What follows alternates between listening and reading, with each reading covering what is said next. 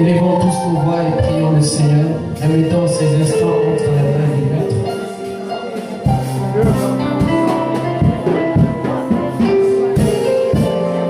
Invitons Jésus, invitons Jésus, invitons Jésus.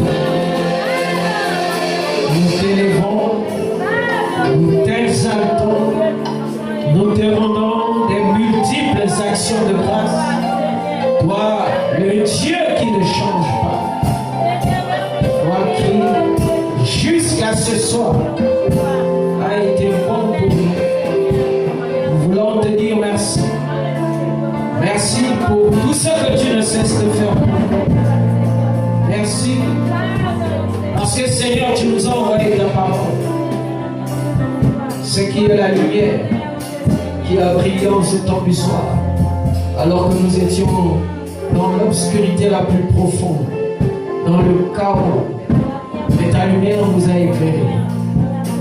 Et grâce à elle, Seigneur, nous avons retrouvé le chemin. C'est pourquoi nous te prions de bien vouloir prendre le contrôle de ces instants, de bénir tes enfants qui ont effectué les déplacements. Que ta main soit sur chacun d'entre eux, de te souvenir de ceux qui sont en chemin, afin d'hâter leurs pas, pour que tous ensemble, Seigneur, nous puissions, ô Dieu, nous retrouver dans ta présence pour t'adorer. Parce que nous avons été manifestés en ce temps du soir comme étant des adorateurs. Bénis ta parole qui sera lue.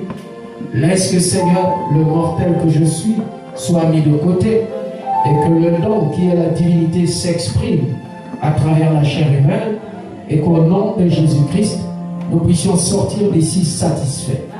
Que nous puissions sortir d'ici, Seigneur Jésus, restaurés. Nous puissions sortir d'ici bénis. Dans le nom de Jésus-Christ, toi le Dieu qui n'a pas changé, nous avons ici prié et demandé uniquement pour ta seule gloire. Amen. Est-ce qu'on peut acclamer le Seigneur? Le Seigneur nous spécialement.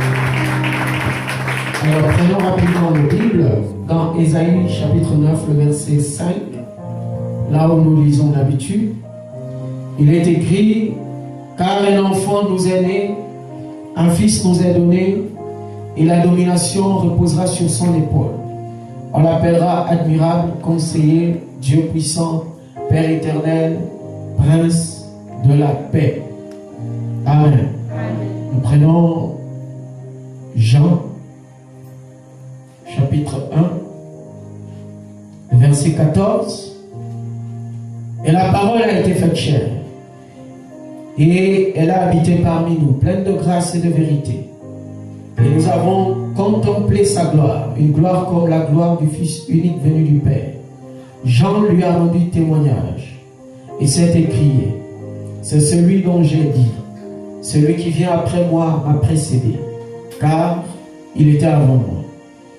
Et nous avons tous reçu de sa plénitude, et grâce pour grâce, car la loi a été donnée par Moïse, la grâce et la vérité sont venues par Jésus-Christ. Personne n'a jamais vu Dieu. Le Fils unique qui est dans le sein du Père est celui qui l'a fait connaître. Jean 14, le verset 12. En vérité, je vous le dis, celui qui croit en moi fera aussi les œuvres que je fais, et il en fera de plus grandes, parce que je m'en vais au Père. Et nous terminons avec Hébreux chapitre lu le premier verset. Après avoir autrefois, à plusieurs reprises et de plusieurs manières, parlé à nos pères par les prophètes, Dieu, dans ces derniers temps, nous a parlé par le Fils, qu'il a établi héritier de toutes choses, par lequel il a aussi créé le monde, et qui, étant le reflet de sa gloire et l'empreinte de sa personne, et soutenant toutes choses par sa parole puissante, a fait la purification des péchés, et s'est assis à la droite de la majesté divine dans les lieux très hauts, devenu d'autant plus supérieur aux anges qu'il a hérité d'un nom plus excellent que le leur. Que le Seigneur ajoute des multiples bénédictions à la lecture de sa parole. Amen. Alors veuillez vous asseoir.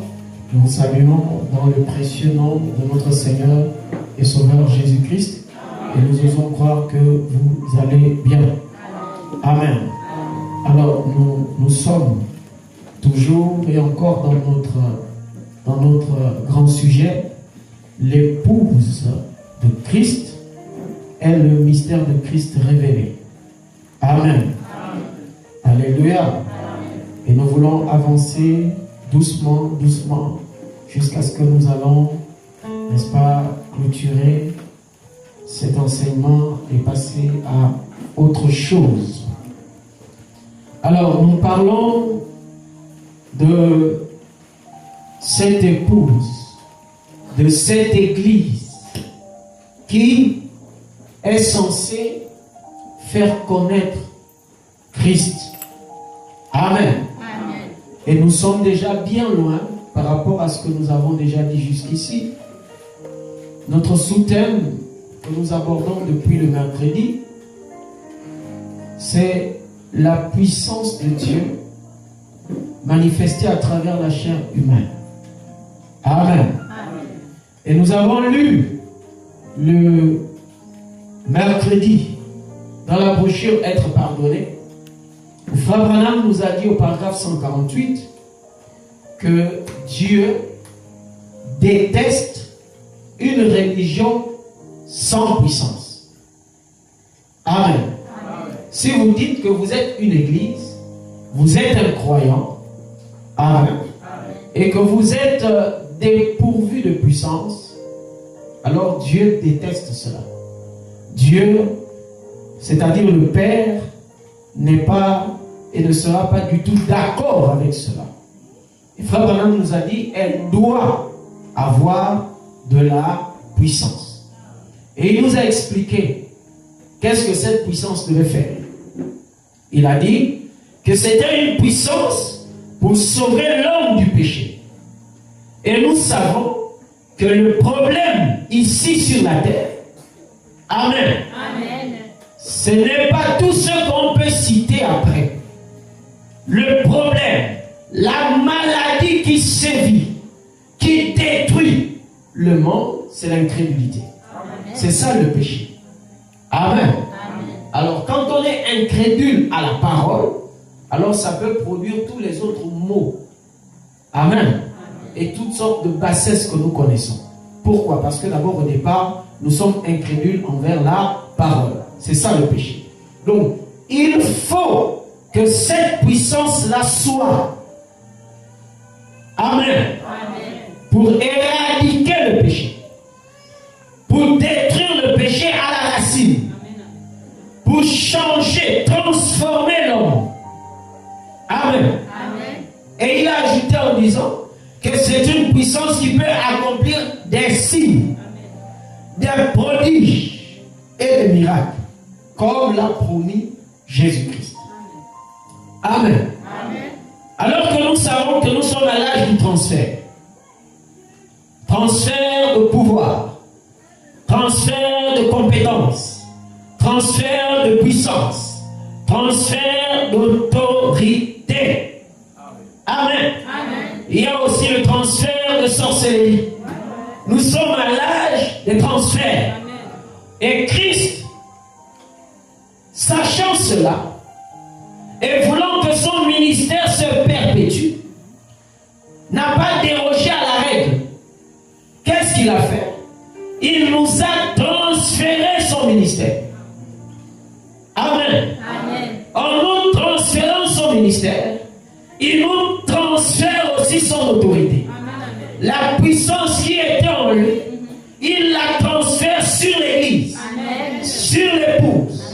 le pouvoir qui lui a été donné, il le transfère à l'Église, dans l'épouse. Cette puissance, alléluia.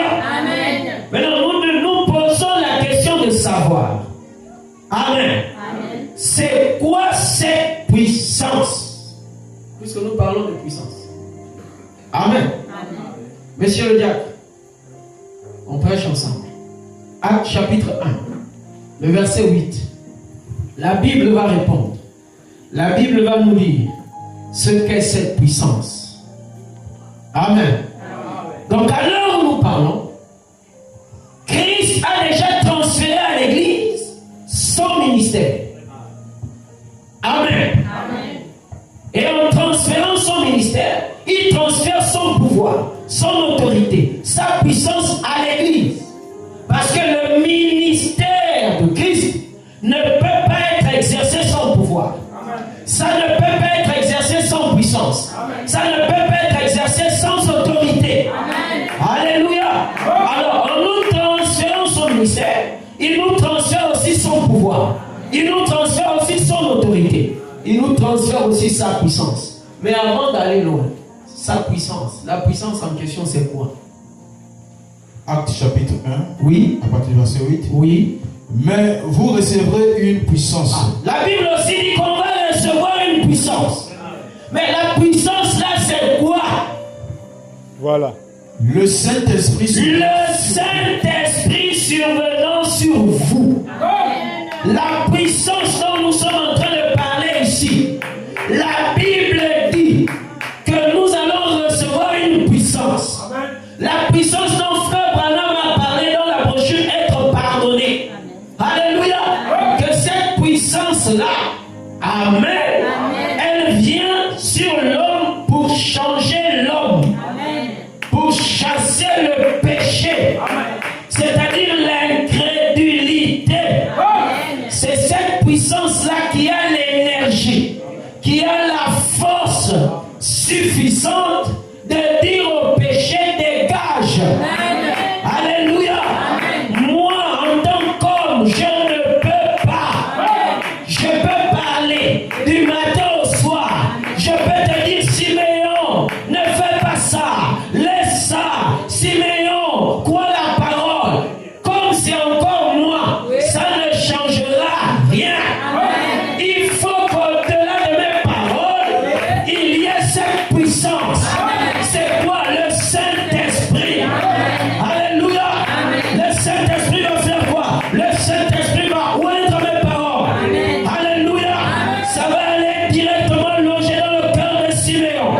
Et tout ce qui est contraire à la parole, cette puissance appelée le Saint-Esprit va dire toi dehors. Toi dehors. Toi dehors. Toi dehors. Toi dehors. Toi dehors. Toi dehors. Alléluia. Ça va commencer à changer tes goûts. Toi qui aimais la bière, tu vas commencer à aimer la prière. Tu vas commencer à aimer les choses de Dieu. Tu ne fais pas exprès. Il y a une puissance au-dessus de toi qui t'impose à aimer ces choses. Alléluia. Mais vous recevrez une puissance. Le Saint-Esprit là, survenant sur vous, pas ailleurs, sur toi. Et vous serez mes témoins. Et vous serez mes témoins. À Jérusalem. À Jérusalem. Dans toute la Judée. Dans toute la Judée. Dans la Samarie. Dans la Samarie. Et jusqu'aux extrémités de la terre. Pas avant. Pas avant ça. Il faut d'abord que sa puissance là vienne sur toi. Tant que ce n'est pas venu. Amen. Même si tu dis que tu es un témoin de Jésus ou même de Jéhovah. Amen. Ça t'engage. Mais le Jésus dont tu parles là ne te connaît pas. Amen. Amen. Donc la puissance qu'il nous faut, c'est le Saint-Esprit. Est-ce qu'on comprend? La puissance qui doit se manifester à travers la chair humaine, c'est le Saint-Esprit. Ce n'est pas quelque chose qu'on va fabriquer. Ce n'est pas quelque chose que je vais aller chercher au village.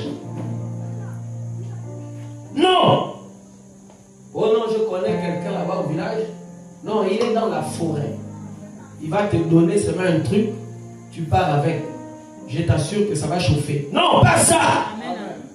Amen. Amen. Ça c'est fait de main d'homme. Alléluia. Amen. Cette puissance-là, elle est pure. Amen. Alléluia. Amen. Ça vient tout droit du trône de Dieu. Amen. Et cette puissance-là, qui est le Saint-Esprit, c'est quoi? Parce que nous partons de question en question. Et Dieu merci, ce n'est pas moi qui vais répondre. Soit c'est la Bible, soit c'est le prophète. Parce que le prophète est l'interprète de la parole. Amen. Dans la brochure d'accusation, au paragraphe 225, écoutez. Et le Saint-Esprit, donc la puissance dont Frère Branham a parlé au début, la puissance dont la Bible nous a dit que nous sommes censés recevoir une puissance, le Saint-Esprit. Aujourd'hui, ce n'est pas une troisième personne. Oh Dieu le Père, Dieu le Fils, plus Dieu le Saint-Esprit. Frère Branham dit non. Ce n'est pas une troisième personne. Amen. Amen. Mais c'est quoi Frère Branham? C'est Dieu lui-même. Le Saint-Esprit. La puissance dont nous sommes en train de parler, qui doit descendre sur nous. C'est quoi? C'est Dieu lui-même. Donc quand vous recevez cette puissance, c'est Dieu lui-même que vous recevez. Est-ce qu'on comprend? Est-ce qu'on peut dire Amen? Ce n'est pas, oh non, on a reçu quelque chose, genre l'onction, et puis non. Quand vous recevez cette puissance qui est le Saint-Esprit, le Saint-Esprit, c'est Dieu lui-même. Quand on dit qu'un homme a le Saint-Esprit, ça veut dire qu'il a Dieu lui-même. Alléluia. Ce soir, ma soeur, oh, tu vas me poser la question, pasteur. Moi, j'ai le Saint-Esprit. Oui, ma soeur, tu as le Saint-Esprit. Ne regarde pas ta chair. Ne regarde pas tes faiblesses. Ne regarde pas tes manquements. Mais pasteur, j'ai des manquements. Tu as encore des faiblesses. Comment tu peux dire ça? Tu as le Saint-Esprit. Au fur et à mesure qu'on va avancer ce soir, tu vas comprendre que ça ne dépend pas de toi. Alléluia. Alléluia. Le Saint-Esprit, c'est Dieu lui-même. C'est Dieu lui-même. C'est Dieu lui-même. Maintenant écoutez, Dieu lui-même comment? Manifesté dans la chair humaine. Avant qu'on entre dans la nouvelle alliance, nous étions encore dans l'ancienne alliance. Dieu lui-même voulait déjà se manifester dans la chair humaine. C'est la raison pour laquelle, quand nous repartons avant la chute, après la création, c'est-à-dire après le 6e jour, quand il a fini de créer, quand on est rentré dans le 7e jour, Dieu a décidé de se reposer. Pas dans l'air, mais dans l'homme. C'était Dieu lui-même, dans la chair humaine. Et quand il était dans la chair humaine, ce n'était pas pour se reposer, c'était pour continuer son œuvre. Mais à travers qui? À travers l'homme. Parce qu'il a fait de l'homme son partenaire. Et ce soir, tu dois savoir que l'histoire se répète. Vous êtes les partenaires de Dieu. Le Saint-Esprit, Dieu lui-même, dans la chair humaine, se manifestant lui-même. Mais la chute a fait de telle sorte qu'il sorte. Non. Moi et le mal, on n'est pas ensemble. Tu es rentré dans le mal, je t'abandonne d'abord. Amen. Et quand on rentre dans l'ancienne alliance, Amen. Il était Dieu dans la colonne de feu. Alléluia. Il faut attacher vos ceintures parce que ce que je vais dire, ça va s'ébrouiller. Il était Dieu dans la colonne de feu. Mais remarquez, il n'était pas Dieu, la colonne de feu en eux. Il était Dieu dans la colonne de feu, au-dessus d'eux. Mais son désir, c'était d'être en eux. Mais comme la question de l'Éden n'était pas encore réglée, il ne pouvait pas être. Donc il s'est contenté d'être Dieu dans la colonne de feu au-dessus d'eux, les conduisant, les guidant, les inspirant, et ainsi de suite. Alléluia. Alléluia. C'est pourquoi, quand nous parlons de Dieu dans la chair humaine, ce n'est pas que l'esprit est devenu la chair. C'est pas ça Dieu dans la chair humaine. Dieu dans la chair humaine, c'est l'esprit éternel qui s'est incarné dans la chair et qui tient la chair captive et qui agit à travers elle. Amen. C'est pourquoi si vous m'avez suivi, j'ai dit Dieu dans la colonne de feu, parce que la colonne de feu n'est pas Dieu. Amen. J'ai dit que je vais dire des choses qui vont vous servir. La colonne de feu n'est pas Dieu. La colonne de feu a voilé Dieu. C'est pourquoi quand nous disons que la colonne de feu est devenue Jésus, Emmanuel, vous voyez que vous ne comprenez pas. Parce que lui aussi, il était le corps qui a voilé Dieu.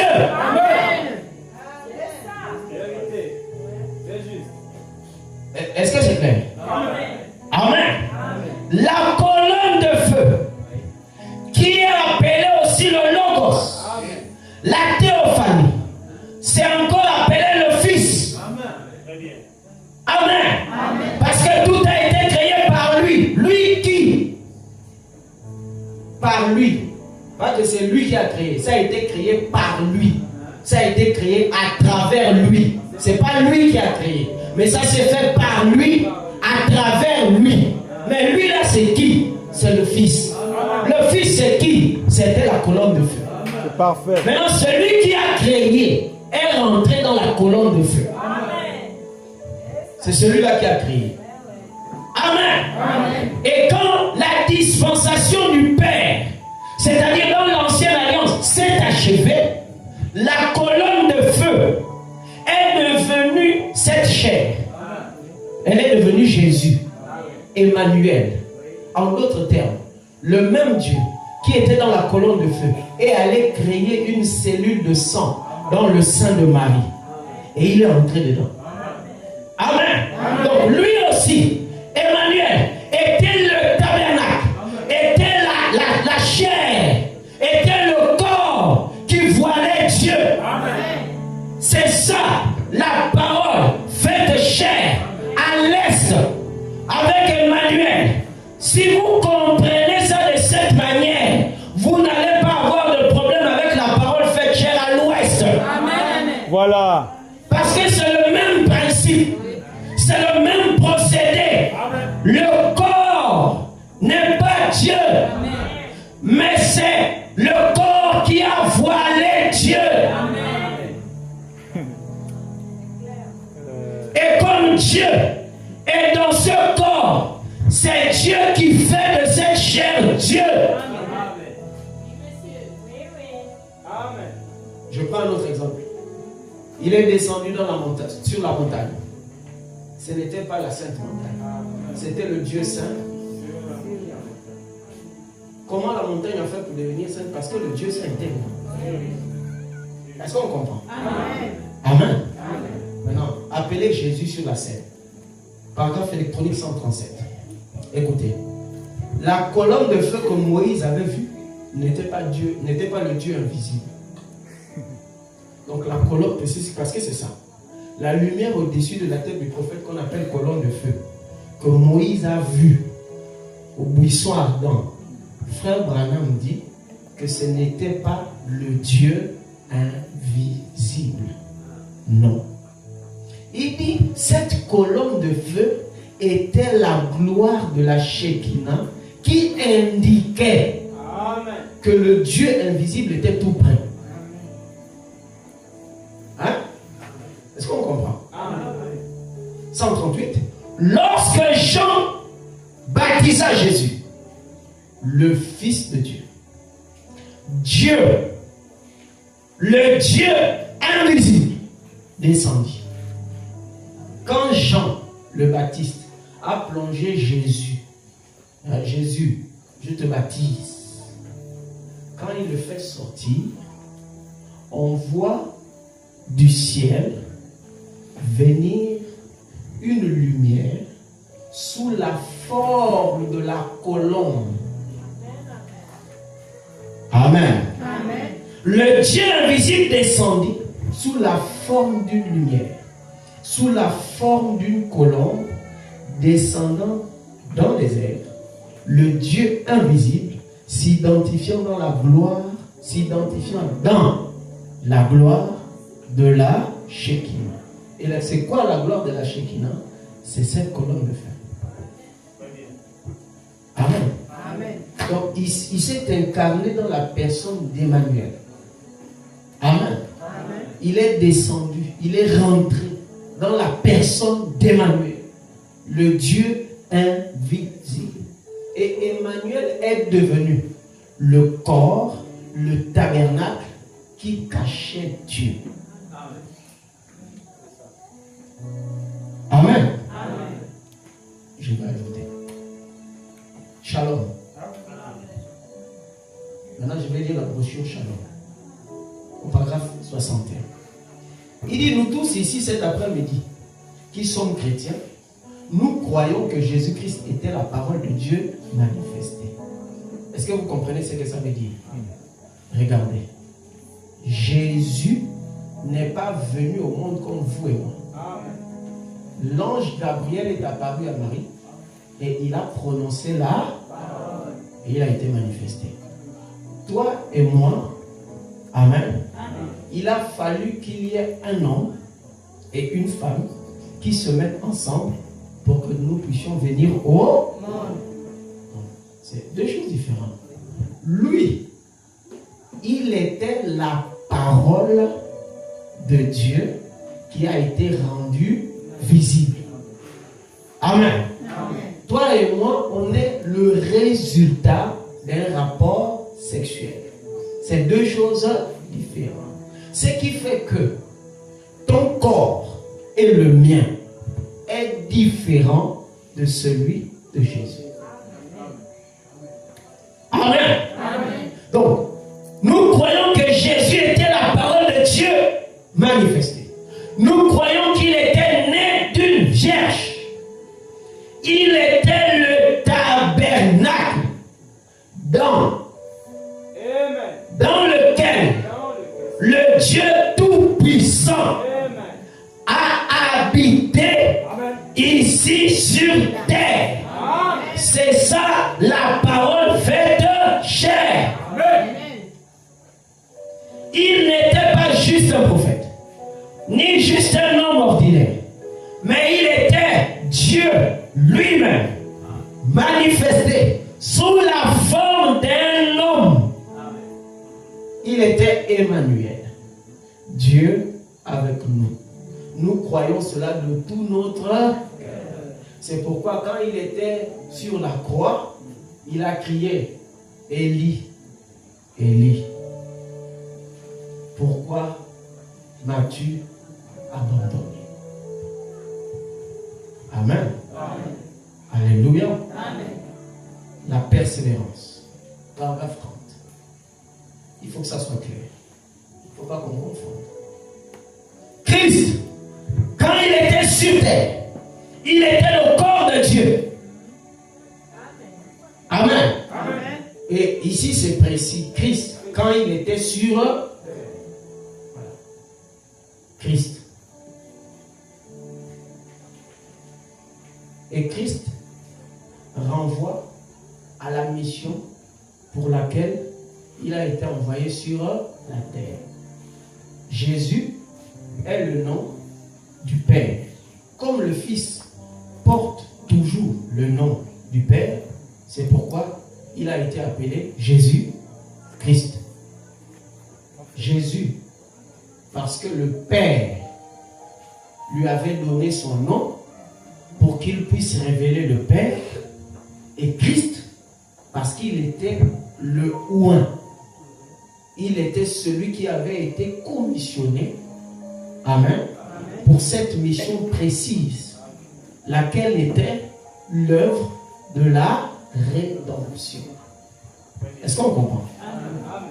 Christ était sur terre. Il était le corps de Dieu. Il était. Parce qu'aujourd'hui, il ne l'est plus. Dieu, aujourd'hui, c'est-à-dire le Saint-Esprit, Dieu lui-même, a besoin d'un autre corps. Christ, quand il était sur terre, il était le corps de Dieu. Dieu a créé ce corps-ci, ce corps-là. Bien que ce n'est pas exactement ça. Parce qu'il faut aussi qu'on soit clair. Ouais. Ça, ce n'est pas Jésus. Amen. C'est pas Jésus. Hein? Ce n'est pas Jésus. Ce n'est pas Jésus. Mais cette image d'Hoffmann, le peintre, c'est la seule image parmi toutes les images que nous avons de la personne de Jésus qui se rapproche le plus du vrai Jésus.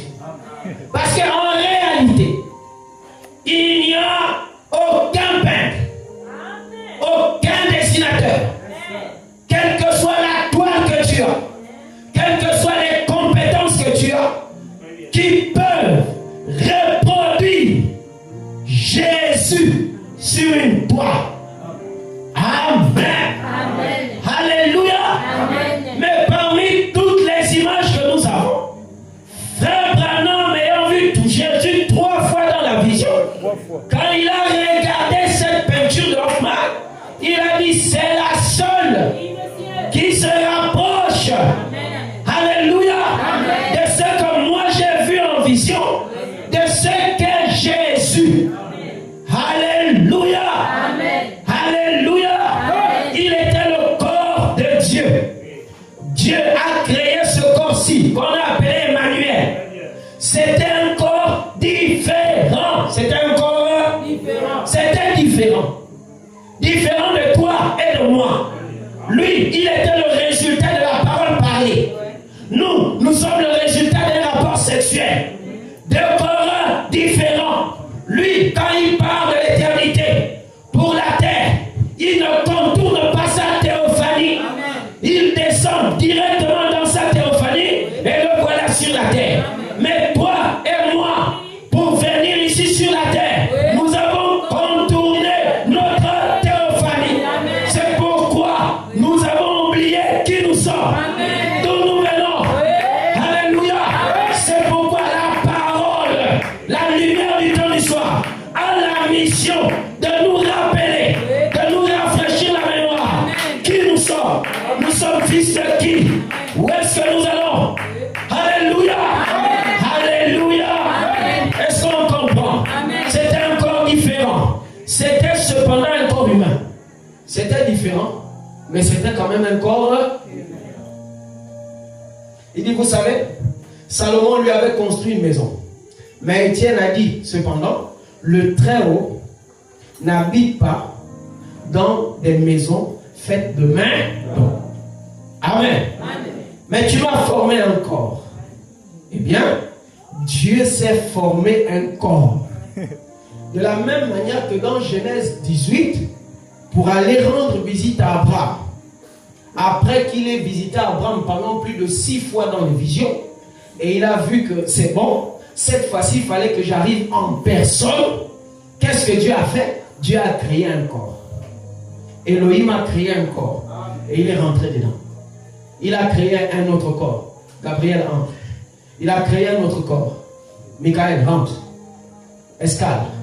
Nous partons sur la terre. Il y a un homme là-bas que je dois rencontrer. Mais c'est qui, maître? Abraham. Et ils sont arrivés. Et pendant qu'ils marchaient, ils ont fait semblant de passer. Abraham était assis sous les chênes de Mamré avec son chasse-mouche. Frère Branham dit qu'il venait à peine de discuter avec maman Sarah. Amen. Et il voit 3 hommes arriver vers lui. Comme si ces hommes-là partaient ailleurs. En temps, ils venaient vers lui. Il a reconnu sa présence. Amen. Pourquoi il a reconnu sa présence? Parce que le monsieur du milieu avait l'habitude de le visiter. il connaissait sa présence. Quelle que soit la forme qu'il pouvait prendre, il savait que c'est quand même lui. Ce n'était plus une question de forme, amen, mais c'était une question d'avoir le discernement prophétique, c'est-à-dire la capacité de discerner sa présence, quelle que soit la forme qu'il va prendre. Et c'est ça dont nous avons aussi besoin. C'est-à-dire, quelle que soit la forme que Dieu peut prendre pour te parler, tu dois avoir la capacité du discernement prophétique pour comprendre que celui qui parle là, ce n'est pas frère Béranger, mais c'est Dieu. Frère Béranger a simplement été le voile dans lequel Dieu s'est caché pour me parler. Mais ça, c'est la voix de mon Père. Je sais que c'est lui. Et c'est comme ça qu'Abraham a couru. Il s'est agenouillé. Maître, ne passe pas. Amen. Ne passe pas. Et Abraham savait que c'était le salut de sa maison. Parce que l'homme du milieu, il n'avait pas les solutions. Il était la solution. Lui-même. Amen. C'était un corps différent. C'était cependant un corps humain. Amen. Il dit, vous savez, Salomon lui avait construit une maison, mais Étienne a dit, cependant, le Très-Haut n'habite pas dans des maisons faites de main d'homme. Mais tu vas former un corps. Eh bien, Dieu s'est formé un corps sous la forme du Seigneur Jésus, qui était le Christ. Sous la forme du Seigneur, et il était le Christ, c'est-à-dire le oint. Qui était Christ? Qui était le Christ? Parce que le, c'est article défini. Il n'était pas un. Il est le Christ. Nous, et Frère Branham était un Christ parmi des milliers de Christ qu'il y a eu avant lui. Et après le départ de Frère Branham, nous sommes tous ici des Christ. Mais nous ne sommes pas le Christ. Il n'y a qu'un seul Christ. C'est Jésus-Christ. Amen. Qui était le Christ? Ce qui veut dire loin. Le oint. Et maintenant, tout ce que Dieu était en Christ. Tout ce que Dieu était, c'était en Christ. Christ, la lumière. Maintenant, tout ce que Dieu était, c'est caché dans cette lumière.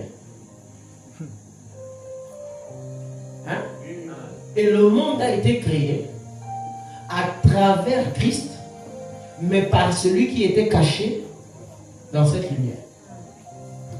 Amen. Il était la plénitude de la divinité corporelle. C'est ce que déclarent les Écritures. Eh bien, tout ce que Dieu était, il l'a déversé en Christ. Tout ce que Dieu était, il l'a déversé en Christ.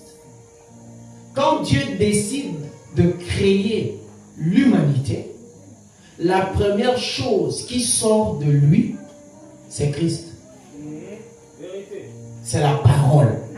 C'est pourquoi Jean a dit au commencement était là. La parole là, c'était Christ. C'était le Logos. C'était la lumière.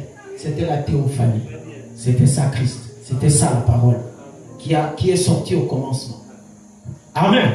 Maintenant, quand ça sort au commencement, le Dieu tout-puissant, c'est-à-dire le grand Elohim, avec tous ses attributs, ils se sont condensés, ils se sont tabernaclés, ils se sont kénosés dans cette lumière.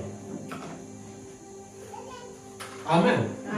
C'est pourquoi quand Frère Branham arrive, il va dire, Amen, que quand vous voyez la colonne de feu, cette colonne de feu est l'attribut de la plénitude de la divinité. Parce que vous ne pouvez pas voir la colonne de feu quelque part sans que Dieu ne soit dedans. Amen. Et pourquoi c'est l'attribut de la plénitude de la divinité? Parce que Dieu ne peut pas prendre une partie de ce qu'il est, il rentre dans la colonne de feu pour venir à toi, et l'autre partie il va laisser ça où? Chez qui? Pour faire quoi? Il s'est complètement confiné dedans. Amen. Amen. Quand vous voyez la colonne de feu, sachez que c'est Dieu en entier qui s'est déplacé.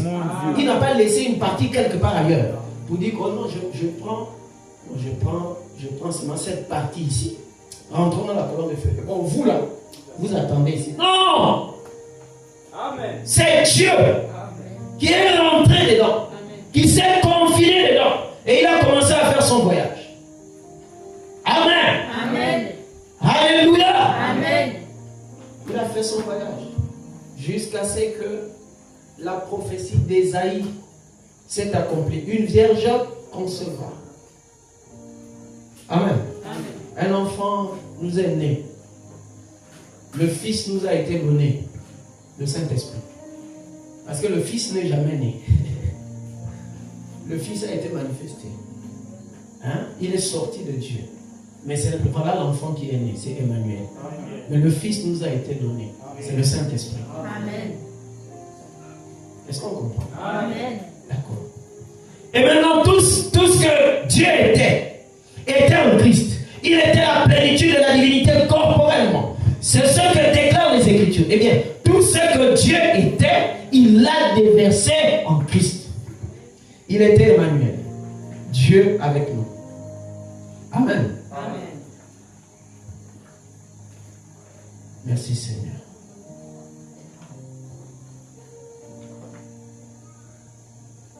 Et tout ce que Christ était, puisque hier, celui qui était le corps de Dieu, le tabernacle dans lequel Dieu devait s'incarner, c'est-à-dire le Saint-Esprit, Dieu lui-même, se manifestait à travers la chair humaine, c'était en Jésus, à l'est. Mais comme l'éclair qui part de l'Orient, c'est la même éclair qui se montre en Occident. Alléluia. Amen. Tout ce qui était en Christ, il l'a déversé dans l'Église. Amen. Et la chair agitée, le premier à avoir manifesté dans cet âge. Alléluia. Amen. Le Dieu Tout-Puissant, le Saint-Esprit lui-même, dans la chair humaine, c'est frère Branham. Il est celui qui a incarné le ministère de Jésus-Christ. C'est pourquoi il dit dans les âmes qui sont en prison, il dit quand on parle de la réincarnation du ministère de Jésus-Christ, il dit ça me concerne. C'est moi qui suis concerné dedans. Amen. Ce n'est pas d'abord toi, c'est d'abord lui. Amen. Alléluia. Amen. Tout ce que Christ était, il a déversé dans l'Église. Il a déversé dans l'Église aujourd'hui, qui a appelé l'épouse, le corps des élus, est devenu le corps, le tabernacle dans lequel Dieu s'incarne. Qui est Dieu? Le Saint-Esprit se manifestant, se révélant lui-même, ou à travers ta chair humaine. Ce n'est plus à travers la chair de Jésus. Ce n'est plus à travers la chair de Frère Branham. Ce n'est plus à travers la chair de Paul. Ça, c'est le passé. Amen. Nous sommes actuellement dans le présent. Amen. Alléluia. Amen. Et Dieu se révèle, se manifeste, non pas dans le passé, mais dans le présent. Amen. Le passé reste un tremplin. Le passé reste les témoignages. Amen. Mais ce qu'il a fait dans le passé, il doit le faire dans le présent. Amen. C'est pourquoi Paul, l'ayant compris, il a dit Jésus-Christ est le même hier, aujourd'hui et éternellement. Amen. Est-ce qu'on comprend? Amen. Il l'a déversé dans l'Église. Et aujourd'hui, l'Église, l'épouse, c'est toi. Amen. Il dit qu'est-ce? Loin, c'est-à-dire celui qui a été loin. Hein? Il n'a pas dit un loin, il a dit loin. Donc le loin, si on veut dire. Il dit pour continuer son œuvre. J'ai dit Jésus, il était le Christ. Il n'était pas un Christ. Et ici, frère Branham dit loin. Donc c'est lui, Amen. à travers vous, qui continue son œuvre. Ce n'est pas une autre. Non. Et il ne peut le faire qu'à travers vous. Parce que le mari et la femme sont censés être. Quand le mari n'est pas, la femme, en l'absence du mari, le représente. Amen. Parle au nom, en lieu et place de son époux. Amen. Parce que, vous voyez, entre elle et lui, il y a une alliance. Elle n'est pas une étrangère. Amen. Amen. Je ne sais pas si on comprend. Donc, loin pour continuer son œuvre, afin que sa parole vive constamment. Afin que sa parole vive constamment. Donc, si toi, par qui, je vais dire ça comme ça pour que nous puissions bien comprendre, Amen. le oint puisse se manifester et continuer son œuvre. Amen. Amen. Tu fais de telle sorte qu'il ne puisse pas se manifester à travers toi. Ça veut dire que tu es une épouse insoumise. Amen. Amen. Et ce qu'il peut faire de toi, c'est de te répudier. De la même manière qu'on a répudié Vashti pour son impolitesse, pour son insolence, pour son manque de sous. Il vivait de la parole du Père. Christ vivait de la parole du Père. Et si nous sommes aujourd'hui le corps, le tabernacle de Dieu, nous ne pouvons pas vivre d'autre chose si ce n'est de la parole du Père. Il dit, l'homme ne vivra pas de pain seulement. L'homme ne vivra pas de pain seulement. Il n'y a pas que le manioc. Il n'y a pas que le foufou. Il n'y a pas que le riz. C'est pourquoi ne te tue pas seulement pour ça. Il faut aussi garder un peu la force pour adorer. Amen. Amen. L'homme ne vivra pas de pain seulement, mais de toute parole qui sort de la bouche de Dieu. Amen. Il dit, et l'Église ne vit pas de pain seulement, mais de la parole de Christ, pas la parole de Dieu. De la parole de Christ. Parce que Romains 10, 17, je crois, Romains 17, 10, dit ceci, que la foi vient de ce qu'on entend. Et ce qu'on entend vient de la parole, pas de Dieu, mais de Christ. Parce qu'aujourd'hui, Amen, il n'est plus question de Dieu. Non. Dieu avait déjà pensé. Amen. Amen. Et tout au fil des âges, les hommes qui avaient été prédestinés pour chaque génération, quand ces hommes venaient, dans l'âge dans lequel ils devaient arriver, avec le don de connaissance que Dieu les donnait, ils saisissaient la pensée de Dieu pour leur jour. Et ils parlaient. Et ça devenait la pensée de Dieu exprimée. Je ne sais pas si on suit. Amen. Oh ouais. Amen. Amen. On appelle ça aussi la parole parlée. Mais avant qu'elle ne soit parlée, ça a été d'abord une pensée. Et la pensée là, ce n'était pas la pensée d'un homme. C'était la pensée de Dieu. Amen. C'est maintenant l'homme que Dieu a choisi qui va prendre cette pensée et l'exprime pour que ça devienne la parole parlée. Amen. C'est pourquoi depuis tout le temps, ça a toujours été la parole parlée. Parce que c'est elle qui est la sémence originelle. Parce que le monde est venu à l'existence par quoi? La parole. Parce que Dieu lui-même avait la pensée de comment le monde serait. Amen. Amen. Et quand il a décidé que ça vienne à l'existence, il a fallu qu'il parle. Mais conformément à ce qui était dans sa pensée.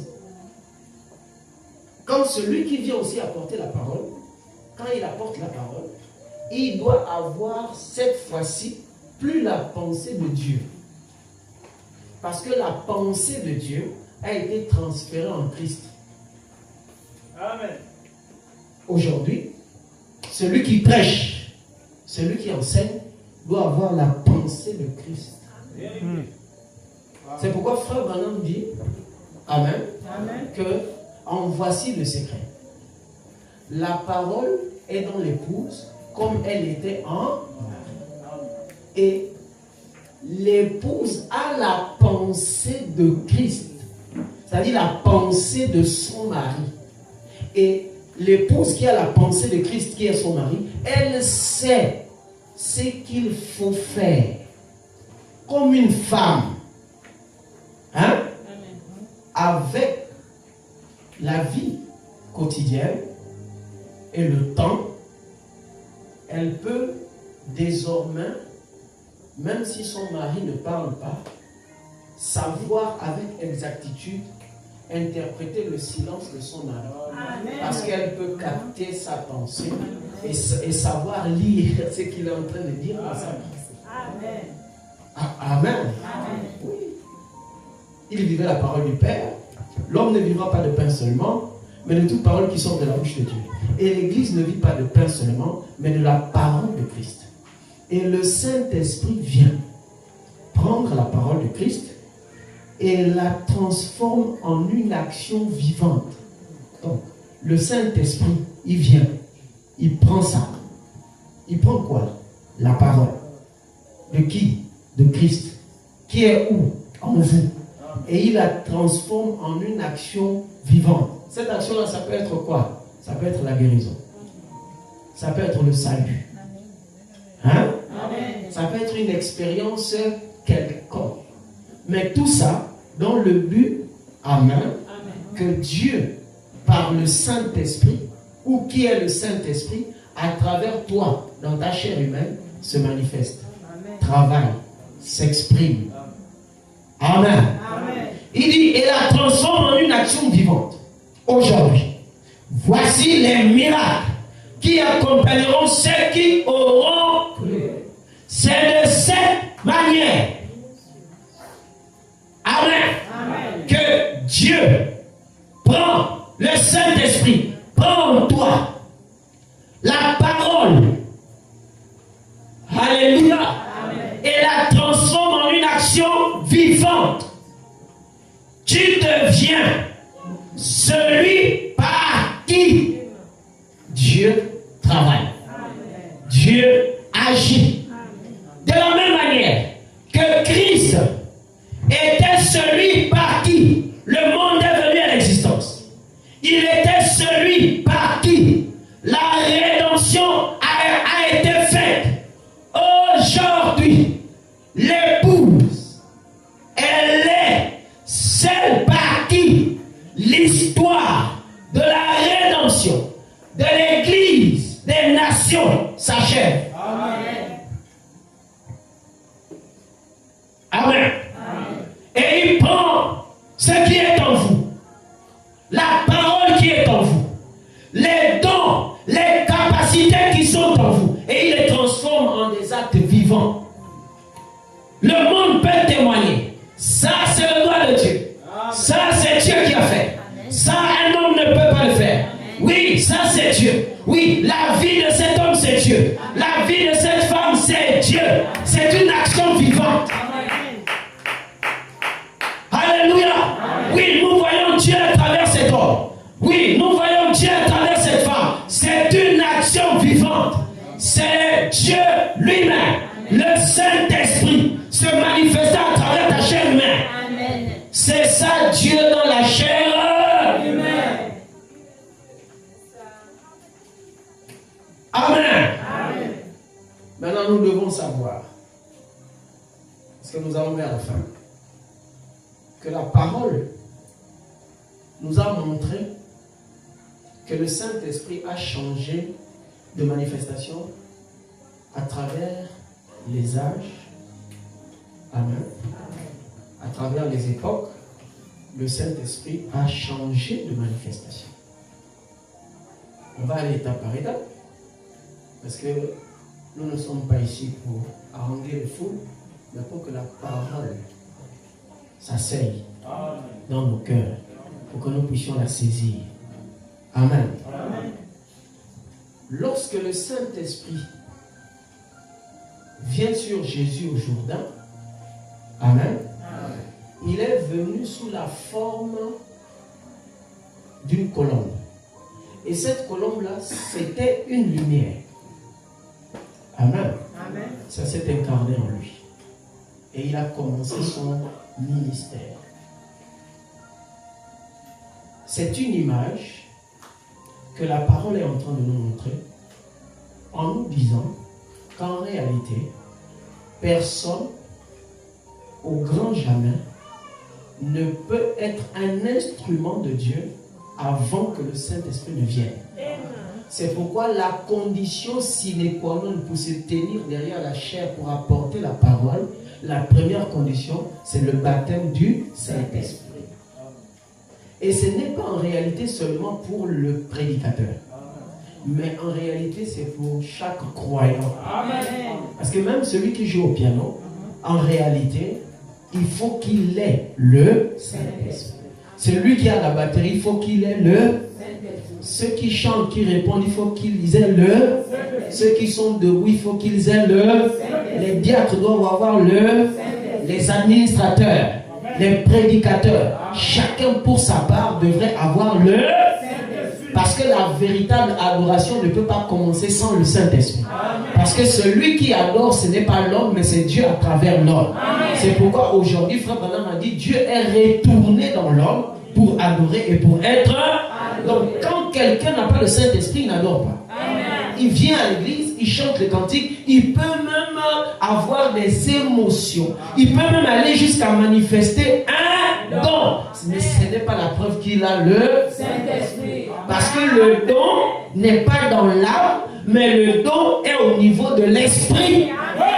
C'est pourquoi 1 Corinthiens chapitre 12 appelle ça les dons de l'esprit. Pas les dons de l'âme. Les dons de l'esprit. Et quand cette onction descend, quand le Saint-Esprit répand cette onction, sa présence dans la salle, ce qui est dans ton esprit, comme la chose se fait dans le monde des esprits, alors ça se révèle. Et ça se manifeste. Amen. C'est là que tu peux entendre Dieu de manière audible te parler. Mais ça ne veut pas dire que tu as le Saint-Esprit. Non, sinon Caïn aurait le Saint-Esprit. Amen. C'est clair? Amen. Amen. Amen. Donc quand il est descendu, le jour au Jourdain, c'était la lumière sous la forme d'une colombe. Et pourquoi la colombe? À cause de la pureté.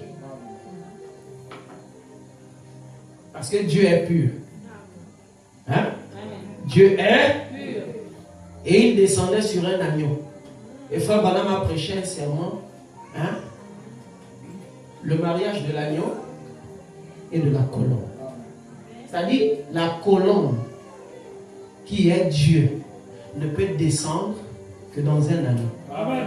Pourquoi l'agneau?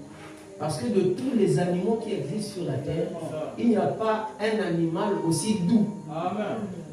Un animal qui ne peut pas se conduire lui-même, qui a toujours et encore besoin d'un berger, que comme un agneau. Amen. Amen. Alléluia. Amen. C'est pourquoi soyez des agneaux. Amen. Il est descendu, cette lumière, sous la forme d'une colombe. Matthieu chapitre 3, le verset 16 va dire, je vais lire rapidement parce que le temps. Dès que Jésus eut été baptisé, il sortit de l'eau, et voici les cieux s'ouvrirent, et il vit l'Esprit de Dieu descendre comme une colombe et venir sur lui.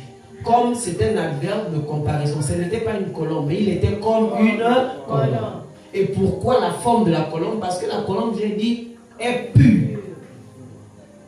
Et la colombe a en lui quelque chose qu'on appelle la bile. De telle sorte que quand il est sale, ou quand elle est sale, hein, elle peut faire sortir cette huile pour se nettoyer. Amen. Amen. Ça, c'était au Jourdain. C'était le Saint-Esprit. Le jour de la Pentecôte, lorsque le Saint-Esprit descend, Amen. Amen. Il est descendu sur les 120. Alléluia. C'était à la chambre haute. C'était sous la forme des langues de feu petites langues de feu. Il y en avait 120. Là-bas, avec Jésus, c'était sous la forme d'une colombe. Et avec Jésus, la mission, c'était pour la rédemption. Amen. Ici, amen.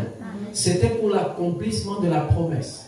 Je serai avec vous et même je m'en vais au Père. Je ne vous laisserai pas. Il fallait que la promesse s'accomplisse. Elle est pour vous, pour vos enfants et pour ceux qui sont. C'était l'accomplissement de la promesse. Des langues de feu. Plus de 120 langues de feu descendirent. Amen.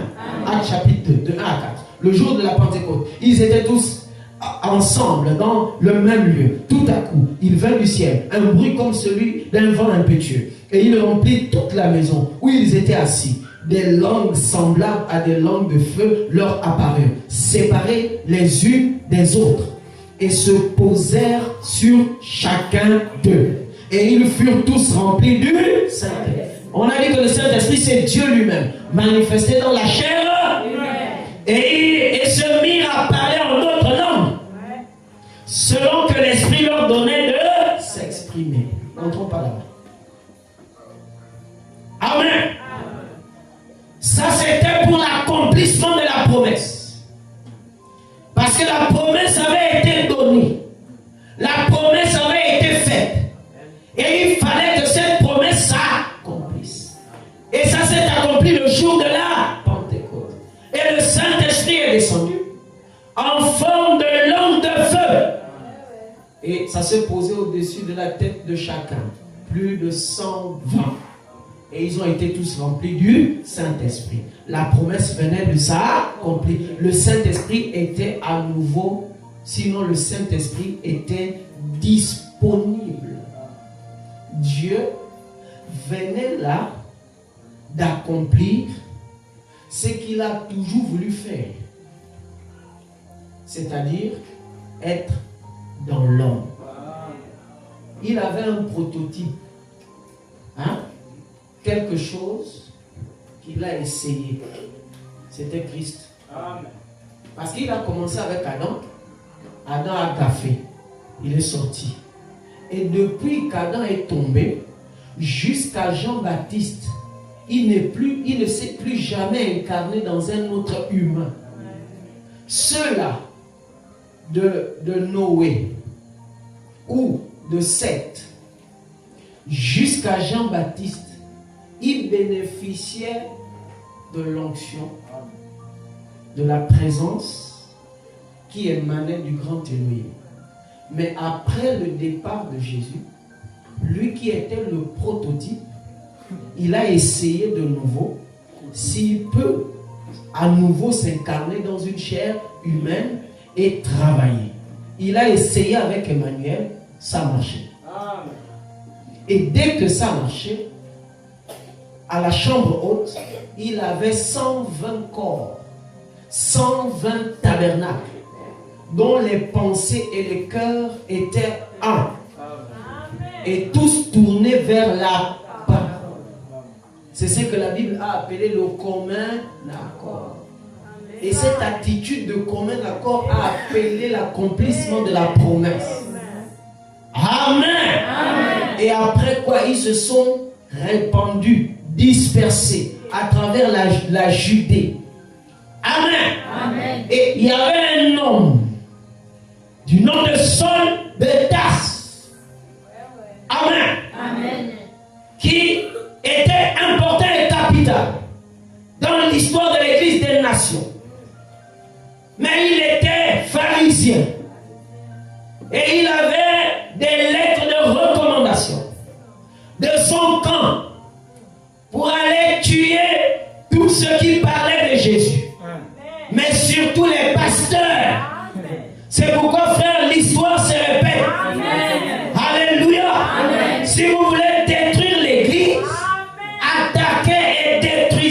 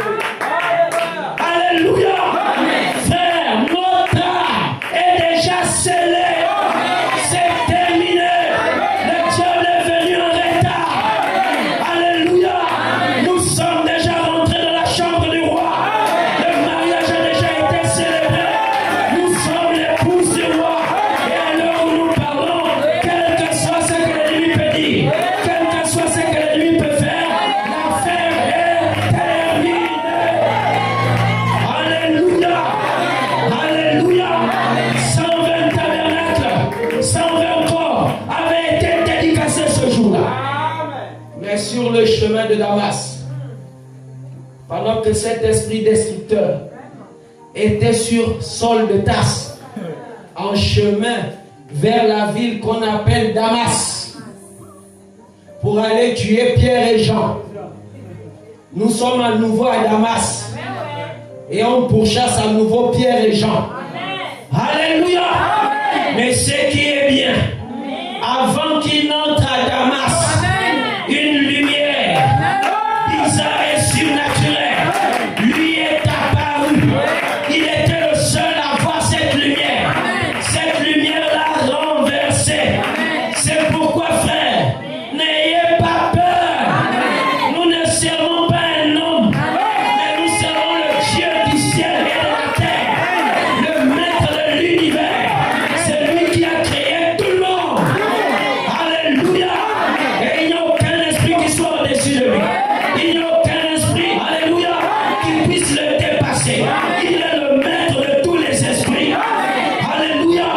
Et je crois qu'il y a un temps pour toutes choses. Et s'il permet que ces choses arrivent, que l'église soit persécutée, que l'épouse soit attaquée, c'est tout à fait normal. C'est la prophétie qui attend de s'accomplir. C'est pourquoi, frère, alléluia, apprêtez vos lampes, vérifiez s'il y a de l'huile, parce que le départ est imminent. Le départ est proche. Le départ est imminent. Nous sommes en train de partir. Nous sommes en train de partir. Veillez sur vos lampes. Soyez sûrs que vos lampes ont le Saint-Esprit, ont l'huile. Arrêtez avec ces bêtises. Laissez toutes ces choses. Ça ne nous amènera nulle part. Alléluia. Alléluia. Est-ce qu'on peut dire Amen? D'un moment à l'autre, frère, tout peut s'arrêter. Tout peut s'arrêter. Parce que Élie est déjà venu. Malachie 4 s'est accompli. Luc 17, 30 s'est accompli. Apocalypse 17 s'est accompli. Alléluia. Ce que nous attendons, c'est le départ secret soudain de l'époux. Il n'y a plus rien. La seule chose que nous attendons, c'est le départ. C'est l'enlèvement. C'est la disparition de l'église. Frère, réveillez-vous. Réveillez-vous. Réveillez-vous. Réveillez-vous. Alléluia. Alléluia. Oh, Actes chapitre 3. Que quelqu'un lise ça pour moi. De 3 à 4. Il n'y a rien qui arrive sur la terre sans que l'Éternel ne l'ordonne. Même toi dans ta vie, si les gens t'attaquent, si les gens te persécutent, comprends que c'est Dieu qui a permis. Mais il ne permet pas pour rien. Il permet parce que derrière il y a quelque chose de glorieux.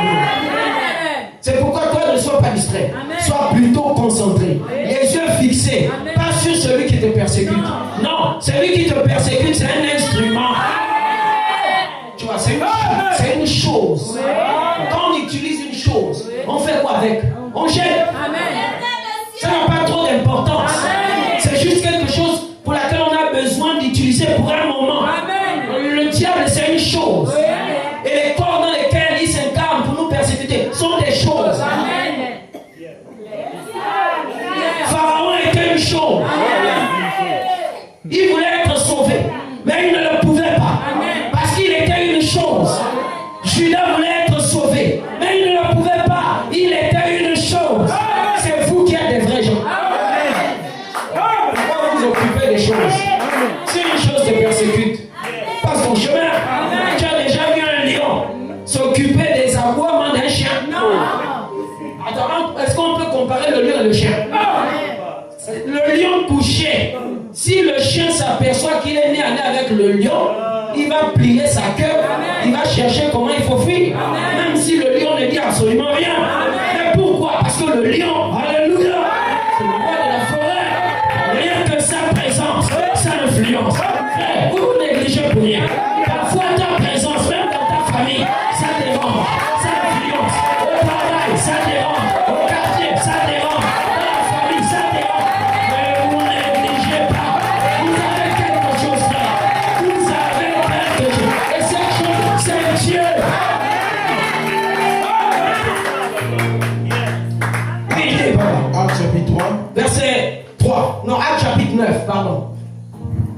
De 3 à 4. Ne vous inquiétez pas, frère. Acte chapitre 9. Oui, verset 3. Jusqu'au verset 4. Il dit ceci. Oui. Comme il était en chemin. Comme il était en chemin. Comme aussi ils sont en chemin. Et qu'il approchait de Damas. Avec la mission d'essayer de te faire du mal. Tout à coup. Il est en train de s'approcher de toi. Tout à coup. Une lumière venant du Il ciel. ne sait pas ce qui va l'arriver. Une lumière a jailli du ciel. Resplendit autour de lui. Ça resplendit autour de lui. Il tomba par terre. Il va tomber. Mais lui, il n'est pas Paul. Comme ce sont des démons, ils vont mourir. Et il entendit une voix qui lui disait. Il entendit une voix qui lui a dit. Seul. Pourquoi me persécutes-tu? Mais pourquoi me persécutes-tu? Quand Saul lève la tête, il voit une lumière. Il se souvient de l'enseignement du docteur Gamaliel qui lui a dit que cette lumière, c'est Elohim. Alléluia. Il a dit, mais qui es-tu, Seigneur? La lumière répond, je suis Jésus que toi tu es en train de persécuter. Frère, ne vous occupez pas. Oh, les gens qui vous critiquent, on te critique parce que tu es important. On te critique parce que tu es quelqu'un d'élevé. On critique les petits gens. On va les critiquer, on va gagner quoi? On attaque toujours le président, tel ministre, tel sénateur. On l'accuse de tous les maux parce que ce sont des gens importants. Toi aussi, si on te critique, c'est parce que tu es quelqu'un d'un. Ne descends pas à leur niveau. Ne descends pas à leur niveau. Ne descends pas à leur niveau. Ne descends pas à leur niveau. Alléluia. Pourquoi me persécutes-tu? Mais qui es-tu, Seigneur? Mais je suis Jésus que tu persécutes. Parce que je suis dans ces hommes et ces femmes qui ont reçu le Saint-Esprit. Mais je ne savais même pas. Mon Dieu.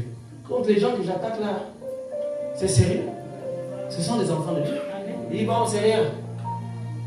Va à Damas. Là-bas, tu vas trouver un homme. Il s'appelle Anania. Il va prier pour toi. L'affaire sera résolue. Oh, mais attends. Tu es déjà là. Tu as dit que c'est toi Jésus. Trouve la solution. Il dit non. Aujourd'hui, je vis, je travaille, je sauve, je guéris, je donne, je lève, je restaure, je bénis par la main de l'homme. Donc va là-bas, tu vas trouver un homme dans lequel je suis. C'est à travers sa main que tu vas être guéri. C'est pourquoi ne rejetez pas les hommes.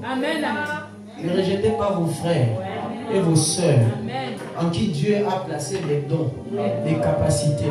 Parce que je ne serai pas toujours là. Le jour où je ne serai pas, hein, c'est eux qui seront là. Si vous ne croyez pas en eux, vous allez mourir dans vos histoires. Peu importe qui ça peut être. Un frère, une sœur, en qui Dieu a placé un don de guérison, un don pour voir, un don pour prier pour les malades, un don pour entendre, ou je ne sais lequel don. Quand tu sais, il a donné ça à ces gens-là, pas pour eux, mais pour toi. Amen. Donc quand tu rejettes ces gens, c'est Dieu que tu rejettes. Amen. Quand tu les repousses, pour dire que non, moi il n'y a que le pasteur, Dieu va te surprendre. Amen.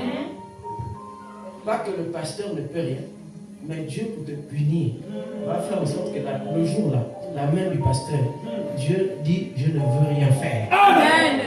Le pasteur de tout son cœur va mettre sa main. Il va dire Seigneur fais.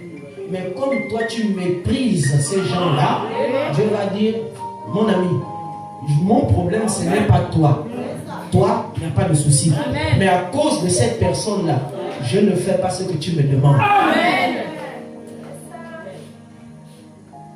C'est pourquoi vous devez croire dans ses frères et dans ses sœurs, peu importe qui il est, peu importe le don que Dieu lui a donné, c'est pour vous. Amen.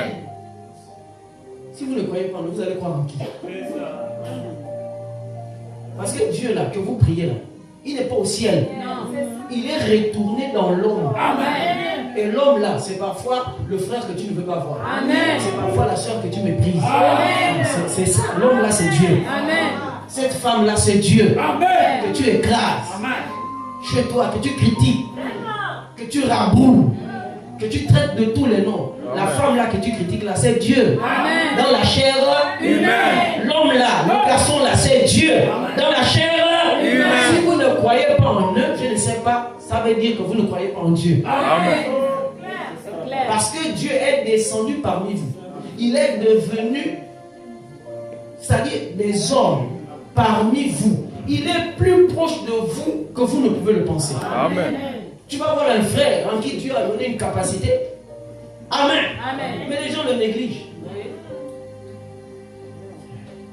Vous avez Dieu personnifié dans la chair humaine. Vous le négligez. Vous le regardez comme un simple homme. Oui, c'est un simple homme. Mais derrière le simple homme, il y a Dieu qui se cache. Amen. C'est pourquoi ils savent tous en tant qu'ils sont. J'ai du respect pour chacun. Ce sont eux-mêmes qui font comme ils font. Mais j'ai du respect pour chacun. Si je leur donne leur place, c'est parce que je sais que c'est Dieu. Mais eux-mêmes ont refusé. Ils ont dit non, on ne veut pas travailler. Mais vous devez les respecter. Vous devez croire en eux. Parce que parfois le pasteur peut prier pour toi. Et puis, la guérison pour laquelle tu réclames là, ça ne vient pas par la main du pasteur. Je dis que ça ne viendra pas par la main du pasteur. Ça viendra par la main de quelqu'un d'autre. Amen. Et ce quelqu'un d'autre là est assis ou assise à tes côtés. Mais tu négliges. Tu ne crois pas. Et comme j'ai dit, je ne sais plus si c'est le mercredi ou le dimanche que j'ai dit ça, vous ne devez pas prêter attention aux erreurs que ces gens-là commettent dans l'exercice de leur don. Vous avez déjà vu un enfant qui ne casse pas les choses dans la maison? Pourquoi? Parce que quand un don commence à s'exprimer, il va faire des erreurs. Et c'est tout à fait normal. Maintenant, parfois, Dieu permet aussi ces erreurs-là pour que certaines personnes s'accrochent dessus et ne puissent pas bénéficier de la grâce que Dieu a donnée à ces gens. Amen. Parce qu'eux, ils se sont accrochés aux petites erreurs qu'ils ont vues là. Ils disent, ah non, Dieu ne fait pas d'erreur. Oui, Dieu ne fait pas d'erreur, mais l'homme fait des erreurs. Amen. Amen. Amen. Est-ce que c'est clair? Amen. Et quand cette lumière s'est saisie de Paul, c'est-à-dire le Saint-Esprit, ça a écrit tout le Nouveau Testament. Amen. Oui. À travers la main de l'apôtre Paul, il a écrit tout, le Saint-Esprit a écrit tout le Nouveau Testament. C'est pourquoi Paul se glorifie en disant, j'ai travaillé plus que les 11 réunis ensemble. Oui, c'est écrit dans la Bible. Mais ce n'était pas lui. Parce qu'il l'a reconnu après. Il a dit, ce n'est pas moi qui vis, mais c'est Christ qui vit en moi. L'espérance de la gloire. C'est ça Dieu dans la chair humaine. C'est-à-dire le Saint-Esprit. Dieu lui-même s'incarnant dans une montre, dans un corps de chair et s'exprimant, rendant la parole vivante par des actions vivantes. Amen. Amen. Maintenant, en ce temps du soir, pour finir, alors le Saint-Esprit va se manifester comment? Il vient en nous comment? Amen. Est-ce que c'est sous la forme? Hein? Est-ce qu'il est censé se manifester à nous dans ces derniers jours par les sensations? Est-ce que c'est par les sensations que nous comprenons que le Saint-Esprit y est? Est-ce que c'est par des émotions ou par, n'est-ce pas, la manifestation des dons spirituels?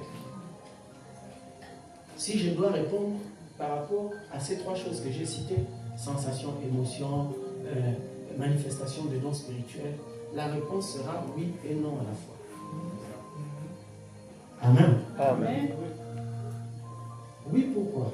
Parce que le Saint-Esprit, quand il est en vous, il va utiliser ce qui est en vous. Il va manifester ce qui est en vous. Quelle que soit la chose que vous avez. Si c'est le parler en langue, il va parler en langue avec ta bouche. Et il va interpréter soit par la bouche de quelqu'un d'autre ou toujours par ta bouche. Si c'est le don pour guérir, parce que frère Branham, j'ai lu ça. Et j'ai lu cette citation ici. Moi aussi, c'était la première fois que j'avais lu ça. Je pensais que c'était le don de guérison. Frère Branham a dit c'est le don des guérisons. Parce que les manifestations sont plusieurs. Parce que tous ceux qui ont le don de guérison, le don là ne se manifeste pas de la même manière. Amen. Moi aussi, c'est ce jour-là que j'avais compris. Avant, je disais don de guérison. Pour moi, don de guérison, tu pries don de guérison fin. Mais Branham dit non. C'est le don des guérisons. Parce qu'il y a plusieurs manifestations à travers ce don. Amen. Amen. Donc, si c'est un don de guérison, si le Saint-Esprit vient, il va l'utiliser. Si c'est pour prophétiser, s'il vient, il va l'utiliser. Il va l'utiliser.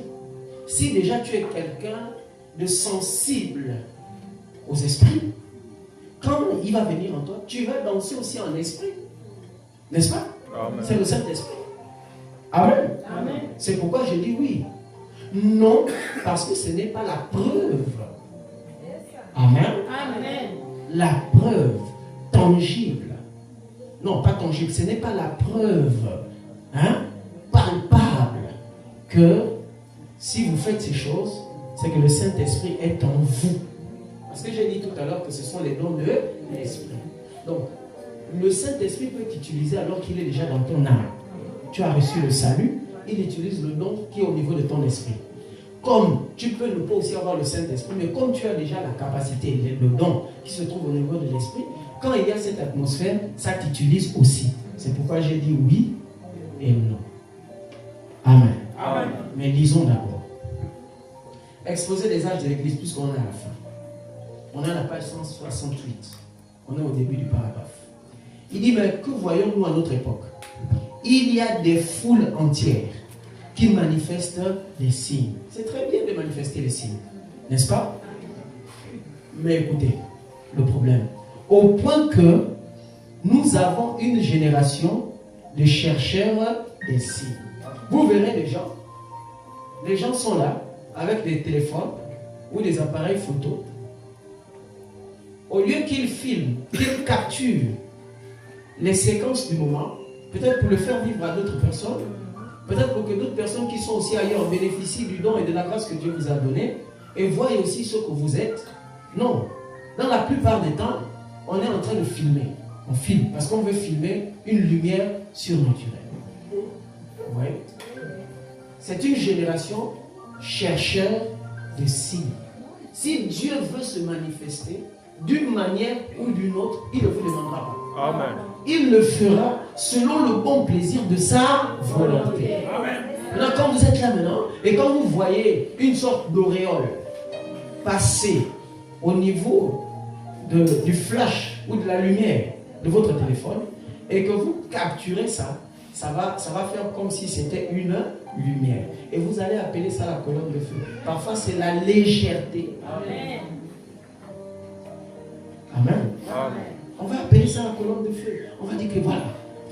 Il y en a même. Je ne suis pas contre ça, c'est leur foi et je respecte ça. Mais je ne le ferai jamais. Le jour où vous me voyez faire ça, Eric, viens avec la colère, arrache la photo là, casse ça devant moi. Je ne vais rien te faire. Il y en a d'autres qui ont pris leurs images là, qui se sont filmées avec des photos, des lumières, je ne sais où. Et ils affichent ça ici. Sur la base de quoi? Amen. Amen. Amen. Si c'est Dieu, gloire à Dieu, c'est votre témoignage personnel. Ici, c'est l'église du Dieu vivant. Et ces images-là parlent, ont une histoire. Ça n'a rien à voir avec toi. Amen. Vous voyez un peu?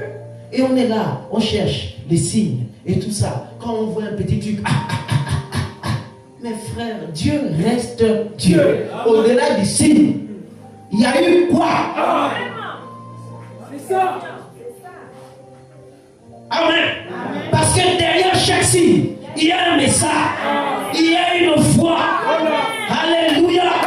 On a vu le signe, nous disons gloire à Dieu. Mais où est le message? Où est la foi du signe? Qu'est-ce que cela veut dire? Parce que les signes qui n'ont pas de voix, c'est une manière d'aveugler les gens. Amen. Amen. Quand la main a écrit sur le mur, là-bas à Babylone, Méné, Tekel, Farsim, ils étaient là. C'était une langue inconnue. Un signe venait d'apparaître, mais aucune interprétation. C'était pour les perdre. Et ils ont été perdus. Amen. Le temps que Daniel vienne donner l'interprétation, c'était trop tard. Les Mèdes et les Perses étaient à Babylone. Amen. Nous aimons les signes. Mais faites attention. Quand vous voyez un signe, vous devez encore prier. Seigneur, ça veut dire quoi? Tu l'as fait pour m'enseigner. Il faut qu'il te le dise. Parce que Dieu ne fait pas du théâtre pour manifester des lumières partout et puis pour rien. C'est pas il n'est pas d'Ibakou ou des photos pour faire la comédie. Non. Dieu poursuit un but et il doit l'atteindre. Amen. Il y a des foules entières qui manifestent des signes. Bon, excusez-moi, hein. Vraiment, excusez-moi. Je ne le dis pas vraiment par prétention, mais c'est pour nous aider. Au point que nous avons une génération de chercheurs de signes qui connaissent peu, qui connaissent sinon rien de la parole. Si c'est en matière de signes, ils vont vous pomper les signes. Ils vont dire, regarde ce que le Seigneur a fait.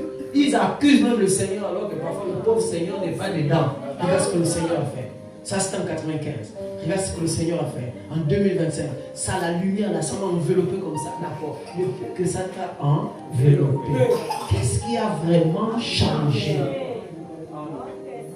Parce que vous savez, peut-être que dimanche on va parler de ça. Quand la colonne de feu vient quelque part, ça change le cœur.